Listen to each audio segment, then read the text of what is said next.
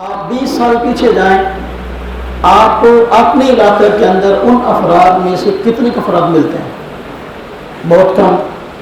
آپ 20 سال اور پیچھے جائیں، آپ کو اپنے پورے شہر کے اندر وہ افراد کتنے کے ملتے ہیں؟ اس سے بھی کم۔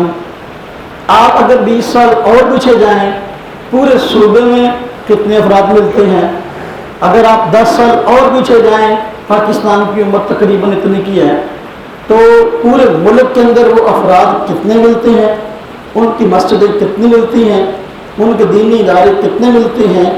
آپ یہ سوچنے میں مجبور جائیں گے کہ وہ افراد سازی میں بہت کم ہیں، وہ لوگ تعداد میں بہت کم ہیں، لیکن اس کے باوجود وہ کہتے ہیں دنیا میں اگر کوئی مسلمان ہے تو ہم ہیں، ہمارے علاوہ اور کوئی مسلمان نہیں ہے۔ جبکہ رب تعالیٰ نے ہمارے پیارے پیغمبر صلی اللہ علیہ وسلم پر یہ آیات اتاری سورہ نصر کی، اس میں اپنے پیارے پیغمبر صلی اللہ علیہ وسلم کو ایک خوشخبری سنائی تھی۔ اذا جاء نصر اللہ والفتح ورأیت الناس يدخلون فی دین اللہ افواجا۔ رب تعالیٰ نے یہ خوشخبری پیارے پیغمبر صلی اللہ علیہ وسلم کو سنائی تھی کہ اے اللہ کے پیارے پیغمبر صلی اللہ علیہ وسلم، یہ دین جس کی محنت لے کر آپ اٹھے ہیں، آپ اپنی آنکھوں سے دیکھیں گے کہ اس اللہ کے دین میں فوجوں کی فوجیں داخل ہو رہی ہوں گی۔ پیارے پیغمبر صلی اللہ علیہ وسلم نے جب آخری حج فرمایا، میدان عرفات میں خطبہ دے رہے تھے، آج بھی حج کے ایام ہے، اللہ پاک ہم سب کو حج پہ لے جائے، جو حضرات حج پہ گئے ہیں ان کا جانا قبول فرمائے۔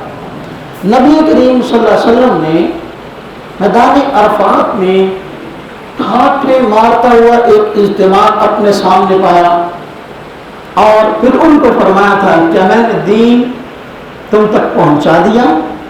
تو اس بہت بڑی جماعت نے فرمایا ہاں، نہ صرف پہنچا دیا بلکہ پہنچانے کا حق ادا فرما دیا۔ پھر آپ نے آگے وعدہ لیا، اپنی امت کو حکم دیا کہ یہ دین جو میں نے تم تک پہنچایا، تمہیں چاہیے کہ ان لوگوں تک دین کو پہنچا دو جو یہاں موجود نہیں ہے۔ فَلْيُبَلِّغِ الشَّاهِدُ الْغَائِبُ۔ صحابہ کرام نے اس حکم کو سنا، پوری دنیا کے اندر پھیل گئے۔ آپ کسی ایسے خطے کا نام نہیں لے سکتے، صحابہ کرام نے اس دور کے اندر اس خطے کا سفر نہ کیا ہو۔ پوری دنیا کے اندر صحابہ کرام کی قبریں ملتی ہیں۔ اس دین کو پوری دنیا میں پہنچایا۔ حضرت عمر رضی اللہ عنہ کے دور میں 22 لاکھ مربع میل پر حکومت قائم ہوئی۔ پھر آگے خلفاء کا دور آیا، مسلمان بادشاہوں کا دور آیا، اسلامی ریاست بڑھتی چلی گئی، اسلام کا اقتدار بڑھتا چلا گیا۔ یہ پیارے پیغمبر صلی اللہ علیہ وسلم کی وہ جو ہے خواہش تھی جس کا اظہار ہوا کہ آپ چاہتے تھے کہ جو دین جو میں لے کے آیا ہوں پوری دنیا کے اندر غالب ہو جائے، پوری دنیا کے اندر متعارف ہو جائے۔ وَرَأَيْتَ النَّاسَ يَدْخُلُونَ فِي دِينِ اللَّهِ أَفْوَاجًا۔ پوری دنیا کے اندر دین اسلام پھیل گیا، لاکھوں کروڑوں کی تعداد میں ہر دور میں اس وقت کے بعد مسلمان رہے ہیں۔ آج دیکھ لیں دنیا کے بڑے بڑے مذاہب اور ادیان میں مسلمانوں کا شمار اس میں ہوتا ہے۔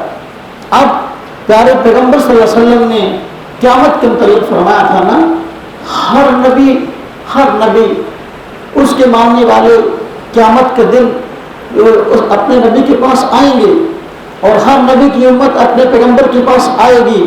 میری امت بھی میرے جھنڈے تلے آئے گی، اور میرے ماننے والوں کی صفیں مجھ سے پہلے جتنے انبیاء آئے ہیں سب سے زیادہ ہوں۔ ایسے ہی ہے نا، میں غلط بات نہیں کر رہا۔ اچھا، اب اگر یہ کہا جائے کہ وہ چند لوگ جو ہر علاقے میں ہیں، مسلمان صرف وہ ہیں، ان کے علاوہ باقی سارے کافر مشرک ہیں، تو پھر بتائیں وَرَأَيْتَ النَّاسَ يَدْخُلُونَ فِي دِينِ اللَّهِ أَفْوَاجًا، اس کا مستحق کون لوگ ہوں گے؟ فوجوں کی فوجیں مسلمان دین کہتا ہے، قرآن کہتا ہے، رب تعالیٰ فرماتا ہے کہ فوجوں کی فوجیں مسلمان، اور وہ کہتا ہے صرف ہم مسلمان، ہمارے علاوہ کوئی مسلمان نہیں ہے۔ تو اپنے علاوہ سب پر کفر و شرک کے فتوے وہ شخصیت جو لگاتی ہے، وہ طبقہ جو لگاتا ہے، وہ کبھی غور کرے قرآن کریم کی ان آیات میں۔ قرآن تو کہتا ہے کہ اللہ کے دین میں فوجوں کی فوجیں آئیں گی، نبی آخر الزمان کو ماننے والے آپ کی امت کے افراد کی صفیں ساری امتوں کی سے زیادہ ہوں گی اور تعداد سب سے زیادہ ہوگی۔ نبی پاک صلی اللہ علیہ وسلم فخر فرمائیں گے اپنے امتیوں کے زیادہ ہونے پر۔ اگر امتی کا تصور صرف وہی لوگ ہیں، باقی لوگوں کا دین اسلام سے تعلق نہیں ہے، تو میرے گھر میں شاید ان کی ایک شکل بھی نہ بنے۔ کیا خیال ہے؟ ہاں جی۔ اور یہ سب کچھ ہو رہا ہے قرآن و حدیث کے نام پر کہ ہم قرآن کو مانتے ہیں، ہم حدیث کو مانتے ہیں، باقی کوئی آدمی قرآن اور حدیث کو نہیں مانتا، اس لیے وہ کافر و مشرک۔ اس پہ کتابیں لکھی جا رہی، اس پہ تقریریں موجود ہیں، اس پہ گلی اور کوچے میں جو ہے بحثیں ہیں، اس کی بنیاد پر جو ہے وہ مسئلوں کے اندر جھگڑے شروع ہو گئے اور فساد شروع ہو گئے۔